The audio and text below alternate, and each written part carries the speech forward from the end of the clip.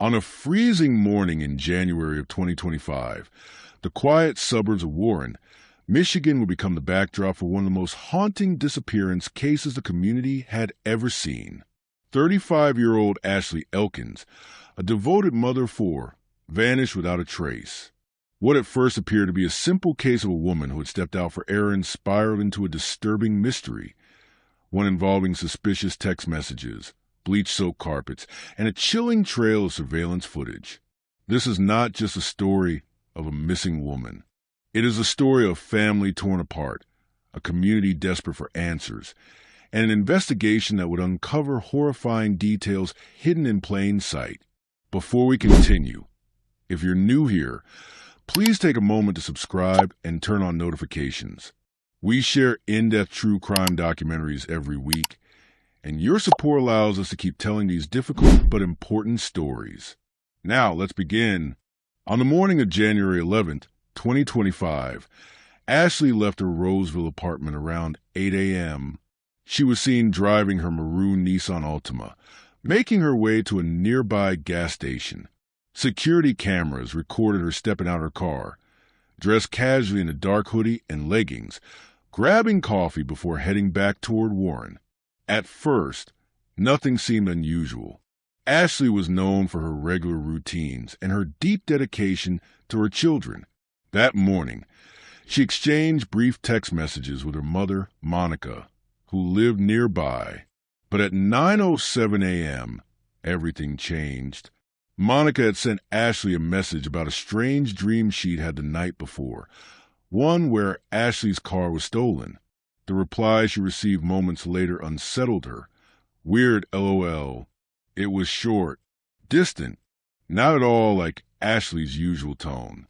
Monica tried calling her daughter, but the phone rang only once before going silent. She tried FaceTime. No answer. Within an hour, Ashley's phone stopped receiving calls altogether. By mid-morning, her family's worry began to grow.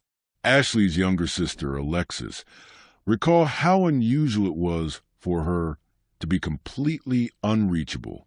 She always had her phone. Even if she was busy with the kids, she would text back.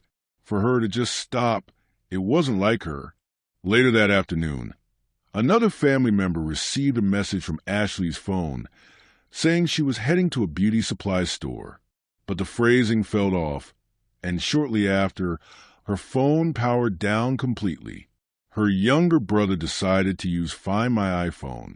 The app revealed her last known location, an apartment complex on Shayner Road in Warren. That address sent chills down the family's spine. It belonged to her ex-boyfriend, DeAndre Booker, a 35-year-old man with whom Ashley had recently cut ties. Ashley had confided in loved ones about DeAndre in the weeks prior. Their relationship had been turbulent, and she'd expressed fears about his temper. But no one expected what was about to unfold.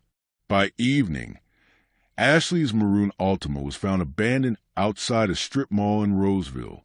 The driver's seat was pushed far back, as though someone much taller had been behind the wheel. Her purse, phone, and ID were missing. The family's worst fears were taking shape. What started as a missing persons case was now pointing directly towards someone Ashley once trusted, and the chilling evidence waiting to be uncovered inside his apartment would raise even darker questions. The discovery of Ashley's car was the first undeniable red flag. Parked haphazardly outside a strip mall in Roseville, the maroon Nissan Altima seemed out of place. Inside, the driver's seat had been adjusted unusually far back, suggesting someone much taller than Ashley had been behind the wheel. What disturbed her family most was what was missing. Ashley's purse was gone. Her phone was gone. Even her children's belongings, which she almost always kept in the back seat, were nowhere to be found. It didn't look like Ashley had simply walked away. It looked like someone else had been there. Using location tracking, Ashley's younger brother had already traced her last digital signal to an apartment complex on Shayner Road in Warren. And that complex was tied to one person, her ex-boyfriend, DeAndre Booker. The family drove to the building themselves. Outside his door, they pounded, shouted, begged for answers. But there was only silence. Alexis recalled standing in that hallway, her gut screaming that Ashley was inside, or had been inside, not long before.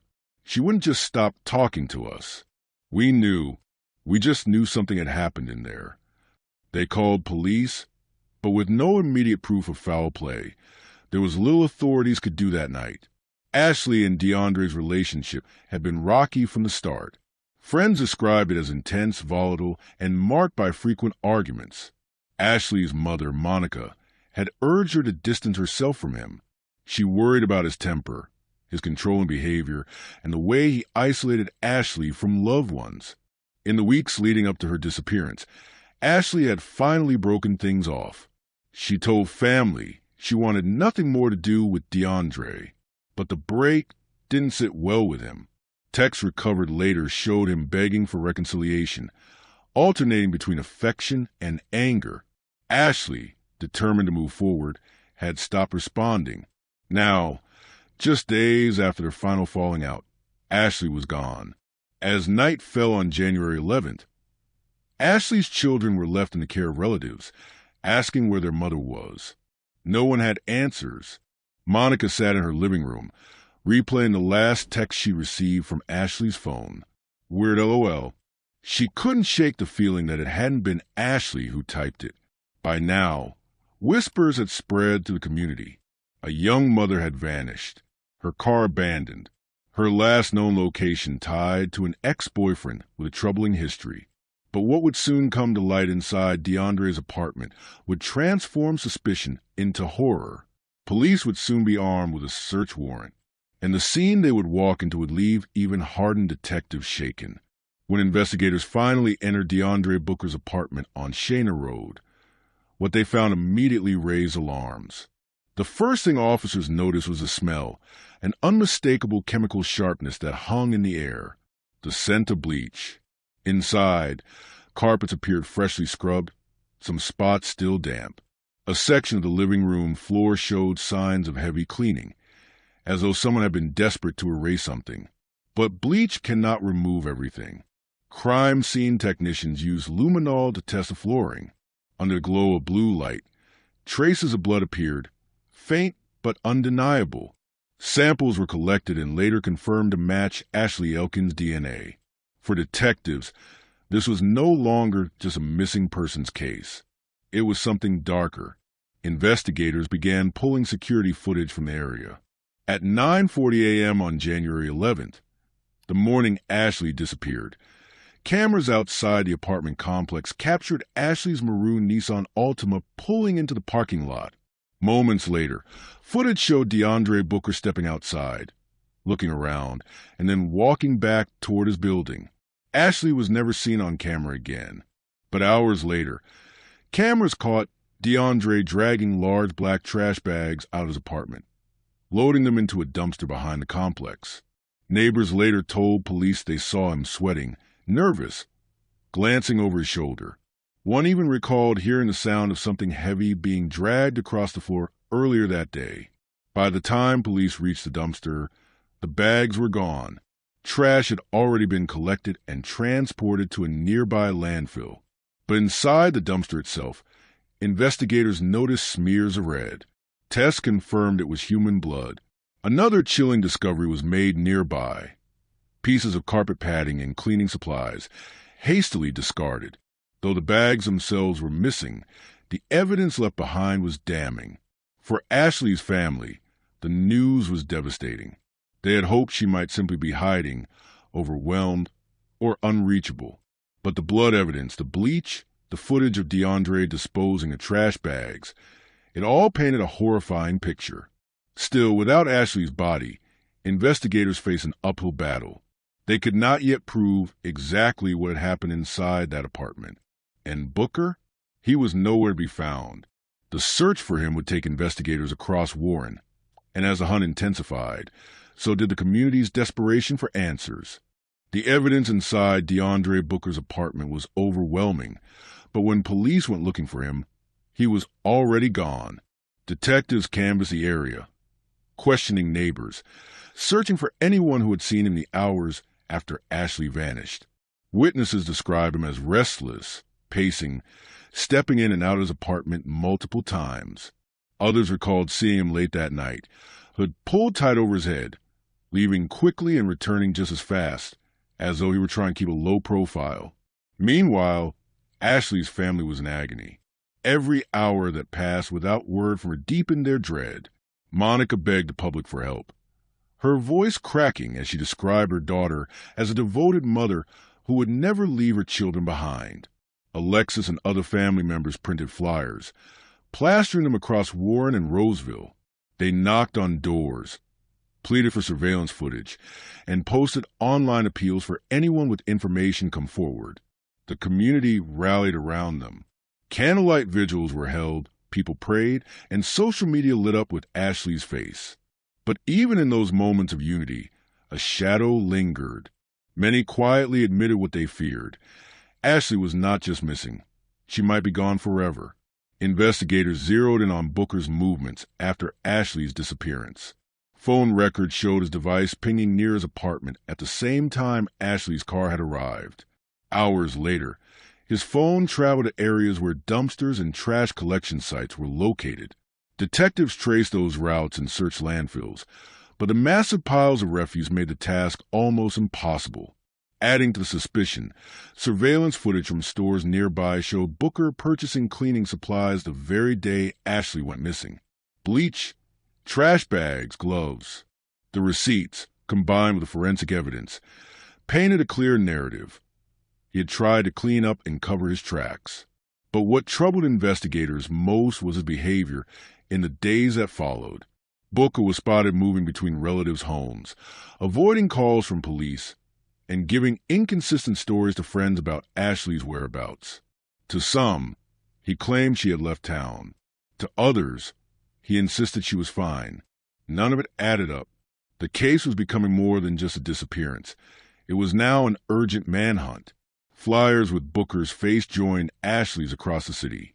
Detectives warned the public to be cautious, describing him as a person of interest who should not be approached. Back at home, Ashley's children continued to ask for their mother. Family members did their best to protect them from the grim details, but the truth was inescapable. Every night that passed without Ashley's return chipped away at hope. Monica described sitting awake in the dark, phone in hand, praying for a call that never came. The story was spreading beyond Michigan now, carried by news outlets across the country. A young mother had vanished. A trail of blood had been found, and the man at the center of it all was on the run. Before we continue, if you've stayed with us this far, please consider subscribing to the channel. It helps us keep these stories alive, bringing awareness to families still fighting for answers. But as the search for DeAndre Booker intensified, the grim reality of what investigators suspected will begin to take shape. And the final chapter of this case would leave the entire community shaken to its core. The manhunt for DeAndre Booker ended only after days of mounting pressure. Detectives tracked his movements carefully, following leads that placed him shuttling between relatives' homes and avoiding any place where police presence might be high. His attempts to stay hidden didn't last long. When officers finally cornered him, he surrendered without incident, but his silence was deafening. In the interrogation room, Booker offered little. He denied harming Ashley, insisted he had no idea where she was, and even suggested she might have simply chosen to disappear. But the mountain of evidence spoke louder than his words. The bleach, the blood, the carpet scraps, the surveillance footage, and the dumpster trail all pointed back to him. Without Ashley's body, the case was difficult, but prosecutors moved forward. The charge was open murder, and the evidence was enough to hold him. In court, Ashley's family sat only feet away from a man they believed had stolen her from them. Monica clutched a photo of her daughter, refusing to look away. Alexis testified about the frantic search, about the sick feeling she had when she stood outside Booker's apartment door and knew something was terribly wrong. The proceedings dragged on, but a conclusion became inevitable. Jurors heard the story piece by piece, and the picture that formed was chilling. Ashley had walked into that apartment on January 11th, and she had never come back out alive. Even as justice moved forward, one thing remained painfully absent: Ashley herself. Her body was never recovered. For a family, that absence is the deepest wound of all. They cannot lay her to rest. They cannot tell her children where their mother is. They're left only with memories, unanswered questions, and a grief that time has not softened. For the community, Ashley Elkins' story became a grim reminder of how quickly a life can be stolen. A mother, a sister, a daughter, ripped away in a moment of violence. At vigils and community events, her name is spoken often, her face held high on posters and candles. Her family continues to push for awareness, hoping that one day more answers will come. And for those who knew her best, Ashley is remembered not for the tragedy, but for the love she carried. Her laughter, her devotion to her children, her determination to move forward in life. These are the pieces her family holds onto, even as the shadow of what happened to her remains. Before we close, if you followed Ashley's story, we ask you to subscribe to the channel and share her case. Every voice raised keeps her memory alive and supports families who are still searching for justice. Ashley Elkins' disappearance may never have the resolution her loved ones long for, but her story will not be forgotten. And as long as her family continues to fight, Ashley's name will continue to echo, not as a victim defined by tragedy, but as a light whose presence cannot be erased.